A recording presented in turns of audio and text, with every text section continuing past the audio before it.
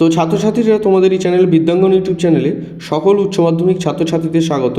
যে সমস্ত ছাত্রছাত্রীরা 2024-এ উচ্চ মাধ্যমিক ফাইনাল পরীক্ষা দিতে যাচ্ছ তাদের জন্য আজকের এই ভিডিওটি খুবই গুরুত্বপূর্ণ হতে চলেছে, কেননা আজকে তোমাদের আমি বেশ কিছু বাছাই করা মান 8-এর প্রশ্ন বলে দেবো সম্পূর্ণ অধ্যায় ভিত্তিক পল সায়েন্স অর্থাৎ রাষ্ট্রবিজ্ঞান থেকে, যেগুলো তোমাদের ফাইনাল পরীক্ষায় আসছেই। তার আগে তোমাদের কাছে একটি অনুরোধ রইল, তোমরা এই চ্যানেলে নতুন হয়ে থাকলে চ্যানেলটিকে অবশ্যই সাবস্ক্রাইব করে দাও এবং নোটিফিকেশনের বেল আইকনটিকে অন করে রেখো সবার আগে নোটস এবং সাজেশন পেতে। তাহলে চলো দেরি না করে দেখে নেওয়া যাক যে সমস্ত প্রশ্ন 2024-এ ফাইনাল পরীক্ষায় আসতে চলেছে। তাহলে দেখে নাও প্রথম অধ্যায় থেকে যে সমস্ত প্রশ্ন মান 8-এর 2024-এ ফাইনাল পরীক্ষায় আসছেই। তার প্রথম প্রশ্নটি হলো আন্তর্জাতিক সম্পর্কে সংজ্ঞা দাও। আন্তর্জাতিক সম্পর্ক ও আন্তর্জাতিক রাজনীতির মধ্যে পার্থক্য আলোচনা করো, 3+5। 2 নম্বর প্রশ্ন আন্তর্জাতিক সম্পর্কের সংজ্ঞা লেখো। আন্তর্জাতিক সম্পর্কের বিকাশের ধারা সংক্ষেপে আলোচনা করো। 3 নম্বর প্রশ্ন বিশ্বায়ন কাকে বলে, বিশ্বায়নের প্রকৃতি আলোচনা করো। তাহলে এই 3টি প্রশ্ন যদি তোমরা প্রথম অধ্যায় থেকে বাড়িতে ভালো করে প্র্যাকটিস করো এবং এখান থেকে যদি তোমরা বাড়িতে লেখার অভ্যাসও করো, তাহলে কিন্তু তোমরা 100% এখান থেকে একটি প্রশ্ন হলেও তোমরা কিন্তু কমন পাবেই 2024-এ ফাইনাল পরীক্ষায়। তাই এই 3টি যে প্রশ্ন তোমাদেরকে বলে দিলাম, এই 3টি প্রশ্ন বারে বারে প্র্যাকটিস করো, বারে বারে পড়ো। এদের নোটস যদি তোমাদের কাছে না থাকে তাহলে তোমরা তোমাদের শিক্ষক শিক্ষিকাদের বলো এদের নোটসগুলো তৈরি করে দিতে। এই 3টি প্রশ্নের মধ্যে থেকে কিন্তু তোমরা 100% কমন পাচ্ছই 2024-এ ফাইনাল পরীক্ষায়। তারপরে দেখো, তোমরা প্রত্যেকেই জানো যে দ্বিতীয়, তৃতীয়, চতুর্থ অধ্যায় থেকে কোনো বড় প্রশ্ন আসে না, তাই পঞ্চম অধ্যায় থেকে আমরা এবার আলোচনা করব। তো পঞ্চম অধ্যায় থেকে যে প্রশ্ন মান 8-এর এবছর আসতে চলেছে তার মধ্যে মাত্র 2টি প্রশ্ন তোমাদেরকে কিন্তু খুব গুরুত্ব সহকারে পড়তে হবে। প্রথম প্রশ্নটা হচ্ছে গান্ধীজির সত্যাগ্রহ সম্পর্কিত ধারণাটি আলোচনা করো। 2 নম্বর প্রশ্ন কার্ল মার্কসের ঐতিহাসিক বস্তুবাদ তত্ত্বটি আলোচনা করো।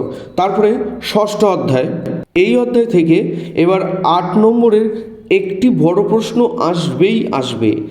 এই অধ্যায় থেকে কিন্তু আমি মেনশন করে দিয়েছি, এই অধ্যায় থেকে এবার কিন্তু 8 নম্বরের একটি বড় প্রশ্ন আসবেই। তাই এই অধ্যায় থেকে যে 3টি প্রশ্ন তোমাদের পড়তে হবে দেখে নাও। যে প্রথম প্রশ্ন ক্ষমতা স্বতন্ত্রীকরণ নীতির পক্ষে ও বিপক্ষে যুক্তিগুলি আলোচনা করো, অথবা দিয়ে ক্ষমতা স্বতন্ত্রীকরণ নীতি বলতে কী বোঝো, কঠোর ক্ষমতা স্বতন্ত্রীকরণ নীতি সম্ভব নয়, কাম্য নয়, মন্তব্যটি যথার্থ বিচার করো। ভেরি ভেরি ইম্পর্টেন্ট প্রশ্ন কিন্তু এই প্রশ্নটা। 2 নম্বর প্রশ্ন দ্বিকক্ষ বিশিষ্ট আইনসভার পক্ষে ও বিপক্ষে যুক্তি দাও। দেখো 4+4 অর্থাৎ দ্বিকক্ষ বিশিষ্ট আইনসভার পক্ষে 4 নম্বর, বিপক্ষে যুক্তি দাও 4 নম্বর। এইভাবে তোমাদের কিন্তু প্রশ্নটা পড়তে হবে। তারপরে প্রশ্ন এক কক্ষ বিশিষ্ট আইনসভার পক্ষে বিপক্ষে যুক্তি দাও, এটিও 4+4। তাই এইভাবে তোমরা এই পঞ্চম এবং ষষ্ঠ অধ্যায় থেকে প্রশ্নগুলো বাড়িতে ভালো করে প্র্যাকটিস করো। এইখান থেকেই কিন্তু তোমরা 100% কমন পাবে 2024-এ ফাইনাল পরীক্ষায়। তাহলে দেখে নাও সপ্তম অধ্যায় এবং অষ্টম অধ্যায় থেকে যে প্রশ্নগুলো তোমাদের পড়তে হবে সেই প্রশ্নগুলো আমি এখানে বলে দিয়েছি। মোট 5টি প্রশ্ন পড়তে হবে এই দুটো অধ্যায় মিলিয়ে। তো 5টি প্রশ্নের মধ্যে সপ্তম অধ্যায়ের প্রথম প্রশ্নটা হচ্ছে ভারতীয় প্রধানমন্ত্রীর ক্ষমতা ও কার্যাবলী আলোচনা করো, মান 8-এর প্রশ্ন। 2 নম্বর প্রশ্ন ভারতীয় অঙ্গরাজ্যের রাজ্যপালের ক্ষমতাগুলি ব্যাখ্যা করো, মান 8-এর প্রশ্ন। 3 নম্বর প্রশ্ন আধুনিক রাষ্ট্রের শাসন বিভাগের কার্যাবলী আলোচনা করো, এটিও মান 8-এর প্রশ্ন। অষ্টম অধ্যায় থেকে যে প্রথম প্রশ্নটা পড়তে হবে ভারতীয় পার্লামেন্টের উভয় কক্ষের সম্পর্ক আলোচনা করো, অথবা লোকসভা এবং রাজ্যসভার পারস্পরিক সম্পর্ক আলোচনা করো। 2 নম্বর প্রশ্ন ভারতীয় পার্লামেন্টের আইন পাশের পদ্ধতি ব্যাখ্যা করো। তাহলে তোমরা যদি এই সপ্তম অধ্যায় এবং অষ্টম অধ্যায় থেকে এই 5টি প্রশ্ন বাড়িতে ভালো করে এখন থেকে পড়ে রাখো, তোমরা 100% নিশ্চিন্ত থাকো যে এই দুটো অধ্যায় থেকে বাড়তি আর কোনো প্রশ্ন পড়ার দরকার নেই। এই 5টি প্রশ্ন থেকে কিন্তু তোমরা 100% কমন পাবে 2024 ফাইনাল পরীক্ষায়। তাই নিশ্চিন্তে এই 5টি প্রশ্নের মধ্যে থেকে তোমরা কমন পাবে, নিশ্চিন্তে থাকো। তোমরা এগুলো বাড়িতে ভালো করে প্র্যাকটিস করো, পড়ো এবং লেখো, দুটোই করো, কেননা লেখার অভ্যাস দরকার আছে। মান 8-এর প্রশ্ন কিন্তু সমস্ত কমপ্লিট করে আসতে হবে, তবেই কিন্তু ভালো নম্বরটি উঠবে। তারপরে দেখো নবম অধ্যায় থেকে যে প্রশ্নগুলো তোমাদের পড়তে হবে, মোট 3টি প্রশ্ন পড়তে হবে নবম অধ্যায় থেকে। প্রথম প্রশ্ন ভারতের হাইকোর্টের গঠন ও কার্যাবলী ব্যাখ্যা করো, 4+4।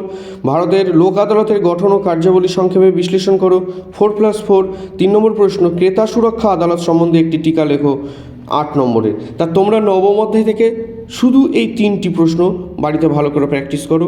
তাহলে আমি তোমাদের প্রথম, পঞ্চম, ষষ্ঠ, সপ্তম, অষ্টম, নবম এই অধ্যায়গুলো থেকে যে প্রশ্নগুলো তোমাদের বলে দিলাম, তোমরা নিশ্চিন্তে থাকো, এইখান থেকে কিন্তু 100% 2024 কমন পাবে। এই প্রশ্নগুলো বাড়িতে ভালো করে প্র্যাকটিস করো, বারে বারে অভ্যাস করো। যদি এদের নোট যদি তোমাদের কাছে না থাকে তাহলে আমাকে কমেন্ট বক্সে জানাবে, আমি একটি PDF ফাইল তোমাদেরকে শেয়ার করে দেবো।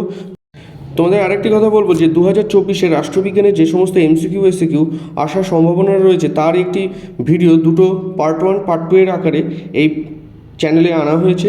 তোমরা যদি না দেখে থাকো তাহলে অতি শীঘ্রই প্লেলিস্টে গিয়ে সেই পার্ট 1 পার্ট 2 এর ভিডিওটি থেকে MCQ SCQ প্রশ্ন উত্তরগুলো সংগ্রহ করে নাও এবং তার সাথে এই মান 8-এর প্রশ্নগুলো বাড়িতে ভালো করে প্র্যাকটিস করো।